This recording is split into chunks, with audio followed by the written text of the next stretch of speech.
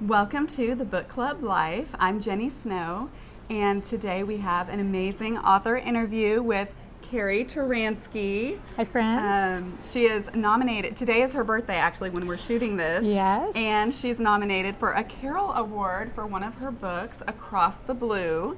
So I'm super excited for you about that.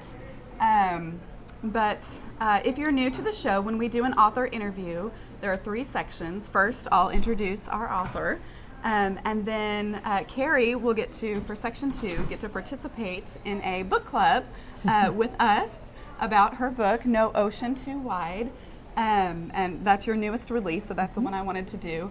And it's about the British home children. It's about some kids. Will you tell us a little bit? Well, hold on. Sorry, I'm getting ahead of myself. And then section 3, after her book club questions, is a just for fun section, which is always lots of fun. Yeah. And we are giving away a copy of Carrie's book, No Ocean Too Wide. So on her birthday, she wanted to give to you guys. So she's actually donating this. So thank you, Carrie. Yeah, I'm glad to do it. And so I've actually followed you through YouTube and social media before I read your book. Oh. Just because, I'm wanting to be a writer and a author and a novelist. So I am a writer, but not a novelist yet. So I just have gotten a lot of encouragement from your story, and you've been on some podcasts and things and YouTube interviews. So I've enjoyed that. And so finally I gave your book a try, and I'm really enjoying it. I'm almost done. But since we're here, Carrie agreed to an interview so we could do one in person. That's great. So can you tell us just a little bit the premise of No Ocean Too Wide? Okay, back in the 1800s and the early 1900s, there were more than 100,000 poor and orphan children that were taken off the streets and out of the workhouses and taken into children's homes. But there were so many of them, they had a problem with what to do with all these children. And so one of the organizers heard about the orphan trains in the United States, and she got the idea that they should send these children to Canada. So they sent more than 100,000. So they went mostly as indentured workers rather than being adopted. Okay. There were some that were adopted, but most went to work on farms. The boys were like farm laborers, and the girls worked as household domestics, even young children. Wow. So when I heard that, I thought, wow, that is such an interesting part of history. Yeah. I wanted to learn more about it, and I wanted to follow their stories, and I just was so touched by the research of reading the actual accounts that were written and recorded, interviews, that kind of thing, because there's a few of these children that are now like in their 80s and 90s. Right. That are still living. Did you get to interview any of them? I did not personally interview, but I saw other interviews and read several written accounts from their family and descendants and stuff of their experiences, and used those in the book. Yeah. Wow, that's really neat. So this has nothing to do with World War II or any of that stuff. This is before that, late 1800s, early 1900s. Yeah, Okay. about 1869, the first group came. In fact, today, which we're recording this on September 28th, is British Home Child Day in Canada. Wow. And there are more than 200 public buildings and places like Niagara Falls that are all lit up, called beacons of light, red, white, and blue, in the British and American colors, actually, just as to honor the memory of these children. So it's like a big thing in Canada today. People are celebrating all over. Yeah. And because it's 150 years ago this year in this summer when the first group came. Okay. I can't imagine, first not having a mom and dad to take care of you in the first place. I can't even imagine what that would be like. And then second of all, to be shipped to another country, which was a lot more common then than now, but still, people go through all kinds of things. Okay. Okay, so let's do our book club. Okay. So there was a quote right at the beginning, actually, that I thought that stood out to me. She couldn't let her fear keep her from doing what she must. So there's a character who is faced with a situation, and she's afraid, but she can't let it keep her from doing what she has to do. She has to do something about it. So what is a time, or is there a time in your life where you were afraid to do something, but you did it anyway? And how did it turn out, and how did you get the courage to do it? I can think of a really interesting thing that happened in our family. My husband is a minister, a pastor, and he was invited to Africa a couple times to do short-term missionary work there. And each time he asked me to go, and I was always afraid to go. I had some health issues, and I just thought, I just don't know how I could handle that, going to Africa. Yeah. And so I didn't go. But then the Lord sent an African pastoral couple to stay with us in the United States while they had medical treatment. And I got to know them, and I just fell in love with them, and they were so wonderful. And I thought, why am I afraid? I shouldn't be afraid to go. So the next time the invitation came, it was for a whole year to take our whole family. Oh my goodness. And wow. so, How old were your kids at the time? Our kids were ages 8 to 15. We have 5 children. Okay. And so we decided, it would be really great for them to have an experience of living outside the United States. Yeah. And so we went to Kenya, East Africa, and we lived on a large mission station for a year. It was the best thing we ever did. Talk about a family vacation / family move, because it's for a year. Yeah, it was for a year. My husband taught at a Bible college, and there was a school for missionary children there, a boarding school, but if you lived on the station, then your kids could go too. So my kids, we homeschooled, but that year they went to school. And they went to school with children of missionaries from many different countries. What a neat experience. It was wonderful. Wow. So it was really a great experience, and I'm so glad that I was able to get over those fears and trust the Lord, because it was just life-changing for all of us. Yeah, you didn't let your fear keep you from that adventure. Finally, yes. Yes. And that's a good point to make too, though. So what if you have let fear, influence your life? It's never too late to say, today's the day, or next time the opportunity comes, I'm going to take it. Yes. There's always another chance. That's good. Okay, here's another quote. About another character. He did not want to spend his life in the country wasting his days hunting, riding, and fishing, not when important issues stirred him and called for strong legal support. So, hunting, fishing, the country, that sounds nice to me, but God has more for us than just to enjoy ourselves. He has work for us to do, and so that character was talking about something that stirred him. I was curious, Carrie, what stirs you, and what do you do in response to that? Well, my husband and I have always had a heart to help families, and so we have a ministry that's called Biblical Parenting, and he goes around and speaks. In fact, this weekend he's speaking at a conference in Florida while I'm here at the Writers' Conference. But we do a lot to help families. He's written a lot of non-fiction parenting books, and we adopted our 2 youngest daughters who were through the foster care system. Wow. So we just have a heart for families and want to help them. That really stirs me, and that kind of plays into why I chose to focus on that in this book. I didn't know that about you. Yeah, that's neat. Because I just have, there's families in crisis, not just back then. There's families in crisis now, and there's ways that we as believers can reach out and make a difference and help children and parents. Give them a home and a family and a mom and dad who love them. Yep. Yeah. Yeah. Wow, that's really neat. Okay. Here's another quote from the book that stood out to me. Give up this foolish daydream. Have you ever had a dream you couldn't get rid of? What did you do about it? Did other people call you foolish for going after it, if you did? And then how did it turn out? Well, that reminds me of my writing journey because I started right after I came back from Kenya. I really loved our experiences there, and I missed it so much. I thought, I'm going to write a story set there, but I knew absolutely nothing about writing fiction. So I just poured out this story and just had a lot of fun doing that. But I didn't really know much about the craft, so I had to learn that part. And so my background, I have a fine arts degree, so I wasn't really trained, in writing. I'd always loved reading and had a good imagination, but if I wanted to learn to write, it was going to take some time and a few years. So I actually wrote 5 full-length novels and a novella, and joined ACFW right at the beginning. So I've been a member since like 2001. Okay. And was in a critique group, and I got an agent fairly early on, but just got a lot of rejections. And probably nobody else was saying it was a foolish dream, but maybe I was saying that to myself, and there was a temptation to want to quit. Yeah. But I also just had this strong desire. I felt the Lord was telling me, just keep going. If you keep going. So many people have a dream and they go halfway and give up. Right. Or they just write part of one book and they never finish a book. So the Lord just urged me to keep going, and finally got that first contract. And now you have many books published. I do, yeah. And there was one I was going to mention earlier, which I forgot to. Your The Governess of Highland Hall.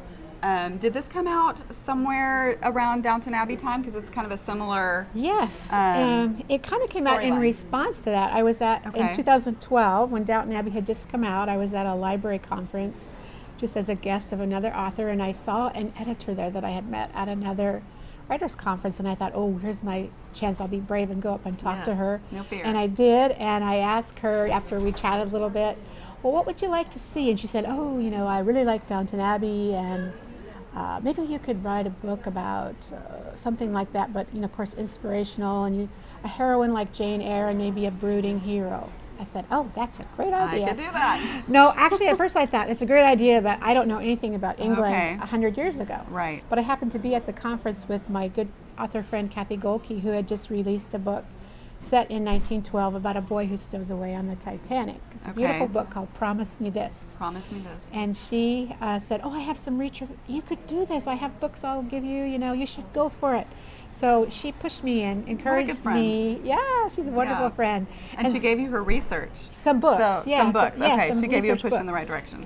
And she told me to just go home and read some. And we watched some more Downton Abbey, and we thought, there is something here that people might like. Yeah. And so I sent a proposal in, and it got a great response, a lot of interest, and you got a whole series out of it. Got a whole series out of it. Yeah, that's awesome. Yeah. Okay, well, here's another quote from a character, and I don't remember if this was the main character. I don't even think it was. It was just a side character, I think, but I liked it. I often like to sing while I'm working. It lifts my spirits. So, Carrie, what lifts your spirits? Well, I think that's me talking there. I love to sing. I'm not a very talented singer. I've never been in a choir or anything, but I do love to sing, and I always have in my kitchen. I have my iPad set up, and I have my Pandora station and my K-Love station, and turn those on. And whenever I, have time to listen to worship music, I really enjoy that. And I also like to get out and walk. We live in a beautiful area in New Jersey where there's a pretty lake right across the street from my house. It's a park with a lake. It's just like a little bit over a mile to walk around it, and even though it's just a little city lake, there's birds and fish there and flowers, and it just really refreshes me to get out and take a walk. I've seen on your Facebook author page a picture of that lake, so yes, very beautiful. I can see that would be very restorative. Yeah. Okay. Another quote from the book, another book club question. She had no way of knowing what would happen tomorrow, but worrying wouldn't change anything. So what do you sometimes worry about, and how do you meet that worry and overcome it and find peace? Okay. Well, probably the two areas I worry about would be my health. I don't know, I've had an autoimmune disease since I was first married. So that's been a constant thing that the Lord's been, carrying me through and learning how to handle that. And then just this last year, I actually had a cancer diagnosis, and so I had surgery and treatment for that. So, that's a pretty serious things that you have to deal with. But the Lord has really just given me a lot of grace, a lot of support and encouragement through that. So I think probably that, health is one issue. And then I have 5 kids and 6 grandkids, so I love them so much. So it's a temptation sometimes to just be, concerned and just learning to balance that love and concern for them, but also releasing that to the Lord to care for them. I go through kind of cycles of doing better with that when they're doing well, and then when they hit issues, it's like a little harder for me. But hopefully I'm learning a little better of how to trust that even when I don't see God working, to know that He's working. To know that He's working. Mm-hmm. Yeah, I think every parent has that.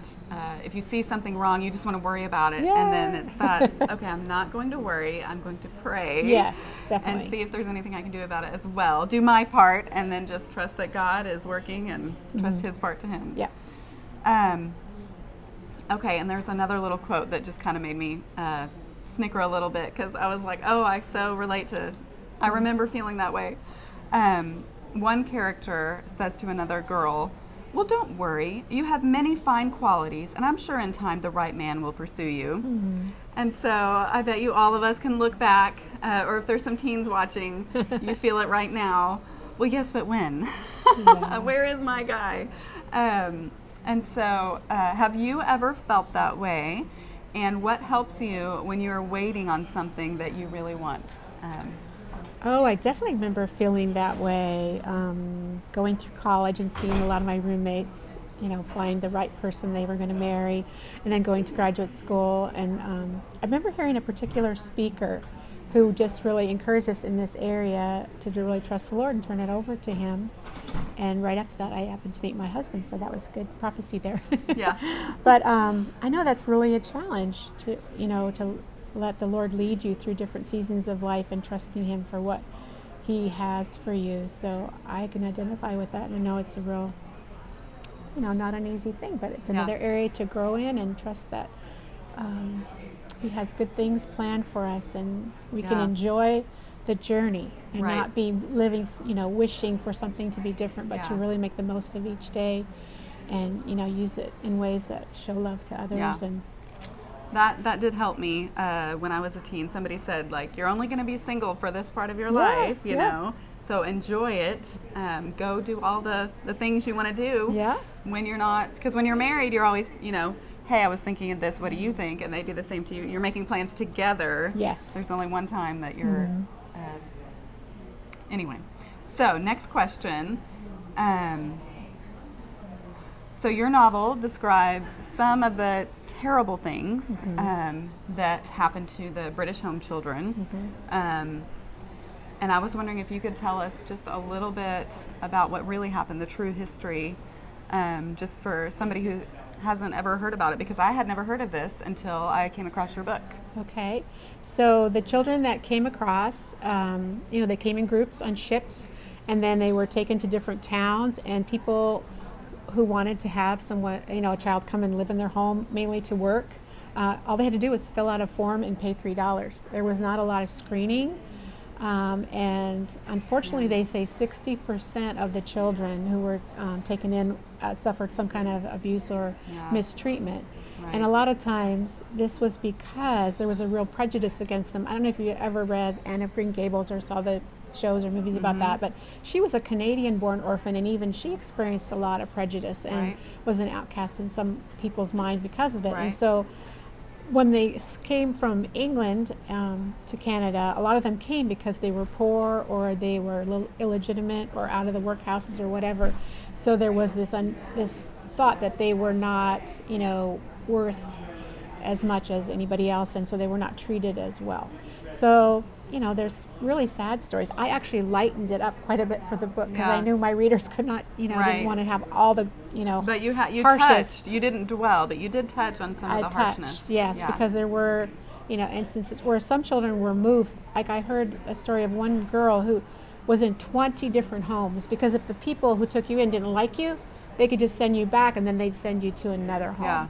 So they were moved a lot from family to family if they got tired of you or didn't, and if the child had a hard time, which I could imagine a lot of them had a hard time dealing with just all the changes in their life, being separated from their siblings, their home. Their culture. Yeah, everything different, and being expected to work really hard like that, and maybe come into a farming situation when they're from a city and they know nothing. Yes. So, it was a really challenging time for a lot of them. There were some children who were taken and adopted and treated like a member of the family, but that was more the exception rather than the rule. Yeah.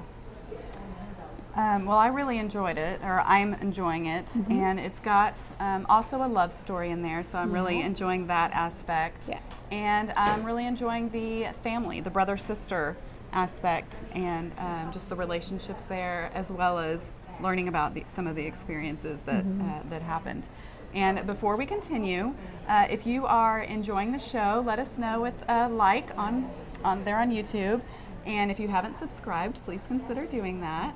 I think we mentioned the giveaway, but the giveaway link is in the show notes, so make sure you do sign up for that. And now for the Just for Fun section. Okay. Okay, Carrie, what is your favorite food when you to make or buy? Because, hello, sometimes you have to buy when you're hosting a book club or a gathering at your house. Well, I've had some fun kind of book launch, book club events, and we did like tea party style. Okay. Since I write English historical, so that was really fun. Yes. So I made like lemon cranberry scones, and You made them? Yeah, I did. Okay. Yeah, I like to cook and bake, but I'm coming to your book club. so we had a lot of fun. We did chicken salad and little sandwiches and all kinds of fun things. Yes. So I like the tea party theme Yeah. idea. That was fun. I do too. That's cute. Cute and fun. Favorite movie or TV show? Oh, well, I have to admit, I am a Downton Abbey fan, and so I was Yes. so eager to see the movie. Yes. I was so eager, in fact, that they had an early showing. You had to pay a little extra for a week ahead, so I went to that. Okay. I- I'm saving it for a treat. So it's when I get back. Yeah. Yeah, it was fun just to see the characters again. Yes. And the beautiful setting. And I actually, when I took a research trip to England early on when I started writing English historical, and the first Did you day, go with, who did you go with? I know you my went with husband somebody. on the first Okay. trip. Okay. He took me. He was so brave. He drove. We rented a car to drive around out in the country. But you sit on the wrong side of the car Right. and you drive on the wrong side of the road. Yeah. And we drove 400 miles and we never had an accident. Yay. So he's a true hero. Yes. A+. Yeah. So the first day we actually went to Highclere Castle where Downton was filmed, and that was just like how fun. so amazing. I was Yeah. just really, I was in awe all day. It's even more Yeah. beautiful than you see on TV. But the movie, just the cinematography and the way they do the movie. Yeah. The music. It's so everything. beautiful. It's really fun, and if you have watched the series, the movie will be even more meaningful because there's like little things they do that remind you of the series and Okay. how it started and all that. Yes. So it's really fun. Yes. Now, will your husband watch that with you? He went to the movie with me, which was Okay. about as far as he will Okay. go. Yeah. Well, my husband likes the show too. So Okay. I guess we all have our things that we enjoy together and the Yeah. things that we just say, well, good for you. Yeah. Yeah. Okay.